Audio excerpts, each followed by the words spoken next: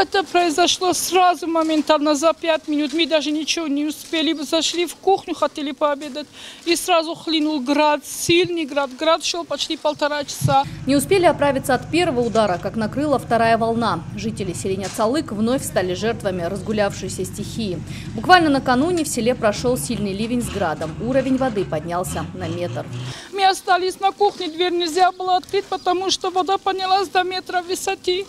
Потом уже в кухню тоже зашла вода, там сантиметров 20 было. Я ребенка на стол положила, сели там и так ждали, плакали, кричали. За считанные минуты потопленными оказались около 50 домов. Большая вода не пощадила ничего, сметая на своем пути буквально все живое.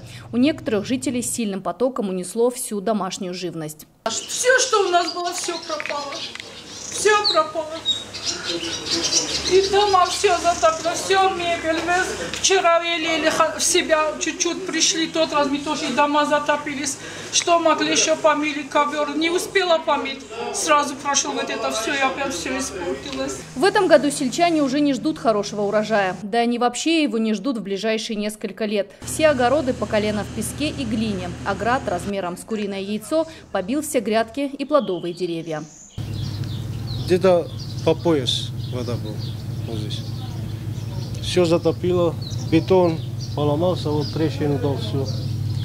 Все инструменты, все в сарях, что был, все в негодном состоянии. Почти сутки на месте работают сотрудники МЧС. Они выкачивают воду из подвалов, вычищают дворы от глины. В Цалыке повторно введен режим чрезвычайной ситуации. Всего было потоплено 47 приусадебных участков придворных территорий. 28 домов нуждались в откачке воды из подвальных помещений. По селу работают 4 группировки для оказания помощи населению. Общее количество около 150 человек, около 30 единиц техники. Режим ЧС будет снят руководством в ближайшее время. Окончательный ущерб еще предстоит подсчитать специалистам. Создана специальная чрезвычайная комиссия, которая ведет учет всего, чего лишились люди. Скорее всего, сельчане смогут рассчитывать на какую-то компенсацию. Однако пока говорить об этом рано. Сейчас главное – откачать из дворов всю воду и сделать все, чтобы подобное не повторилось в 3-й раз. Елена Черенкова, Савелий Зангиев, Осетия Ньюс.